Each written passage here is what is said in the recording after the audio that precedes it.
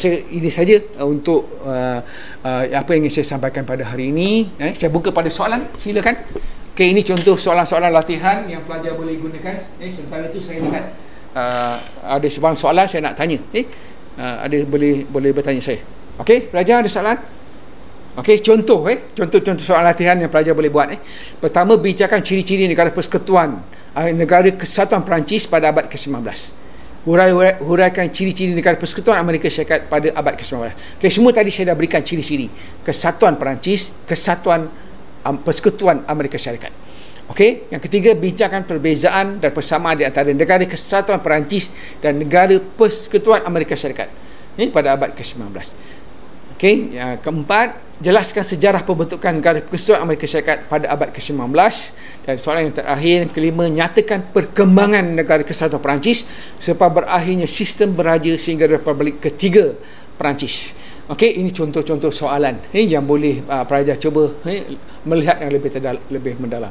Okey, tapi yang detail yang saya berikan ini adalah berkaitan dengan kesatuan dan persekutuan. Dua ni sangat penting, tolong baca, fahamkan sedetailnya apa yang saya berikan dan cuba buat kajian lebih mendalam, pembacaan tambahan yang lebih mendalam dengan apa yang saya katakan tadi sebagai Persekutuan Amerika Syarikat dari segi kedudukan presiden, badan-badan yang berada seperti badan perundangan, badan kehakiman, badan eksekutif, kuasa Senat, kuasa perwakilan, kuasa veto dan sebagainya. Semua tu cuba lihat. Okey, jika soalan membandingkan, bagaimana cara menjawab? Membandingkan. Kita nak bandingkan. Ini daripada Rosmawati Muhammad Anwar. Okey. Kalau kita nak membandingkan, contoh kita nak membandingkan kesatuan Perancis dan persekutuan Amerika Syarikat. Kita banding dari segi apa? Contoh kita banding dari segi bidang kuasa. Okey, kita banding dari segi bidang kuasa. Bidang kuasa kerajaan kesatuan apa dia? Bla bla bla bla. Bidang kuasa kerajaan persekutuan apa dia? Bla bla bla bla. Contoh, kita bandingkan dari segi bidang kuasa. Kita juga boleh bandingkan dari segi badan perundangan, badan pelaksana, badan kehakiman. Okey, jadi kita nak bandingkan dari segi apa yang dikatakan sebagai negara kesatuan, negara persekutuan. Contohnya, dari segi ciri itu kita boleh jadikan dia sebagai perbandingan. Tapi dari segi apa? Kita nak lihat dari segi apa? Dari segi bidang kuasa kerajaan pusat macam mana? Bagi kerajaan kesatuan, bagi kerajaan persekutuan macam mana? Kesatuan bagaimana? Bidang kuasa kerajaan pusat, bidang kuasa kerajaan negeri, bidang kuasa kerajaan tempatan. Bagaimana? Ketiga-tiga itu ada di peringkat kesatuan dan juga di peringkat persekutuan. Jelas ya? Saja? Okey. Mahal Cimi. Kalau ada soalan sejauh manakah, macam mana jawab cikgu? Sejauh manakah saya dah beri contoh waktu tu, nanti saya akan berikan lagi ya. Sejauh manakah contoh sejauh manakah amalan demokrasi menjadi asas kepada pembentukan perlembagaan Persekutuan Amerika Syarikat? Jadi jelas. Kita boleh jelaskan amalan demokrasi itu dari segi pilihan raya. Mungkin kita boleh jelaskan lagi.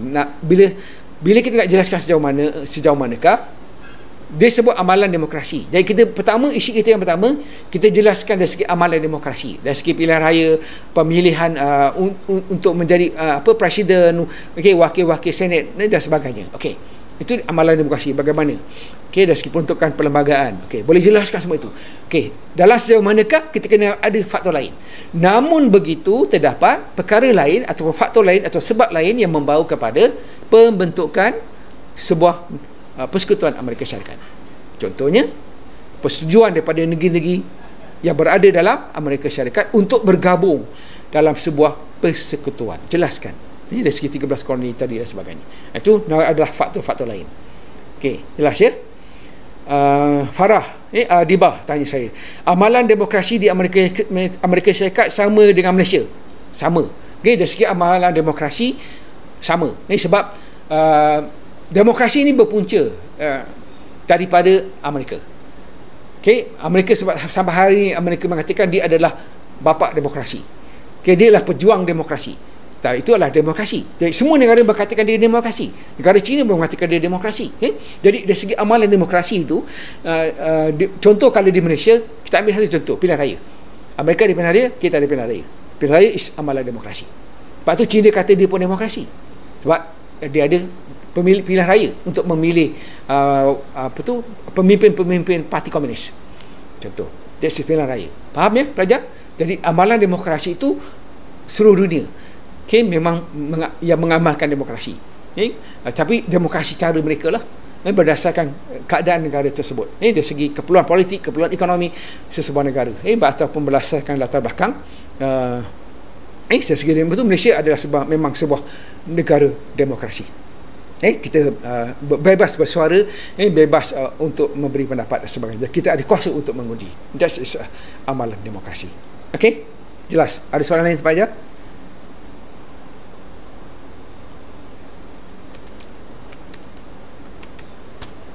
Okey, saya teruskan lagi. Jika ada soalan, silakan. Saya beri lagi 5 minit untuk soal jawab ini. Untuk kita menjawab. Saya cuba menjawab sebaik mungkin semasa kita live ni. Okey, silakan. Silakan belajar.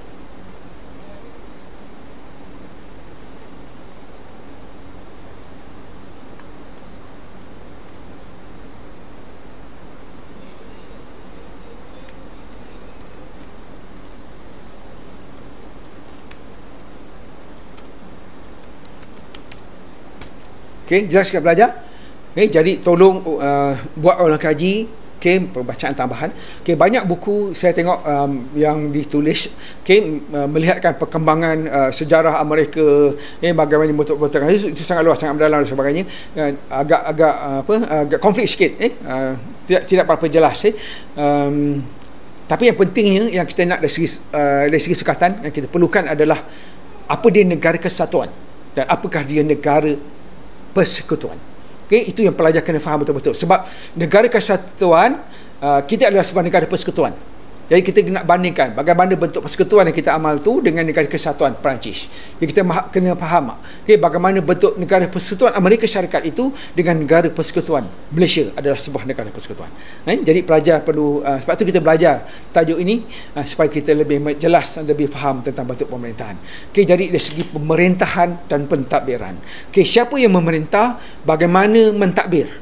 Siapa yang mentadbir, bagaimana memerintah. Itulah perkara isu penting yang perlu kita faham.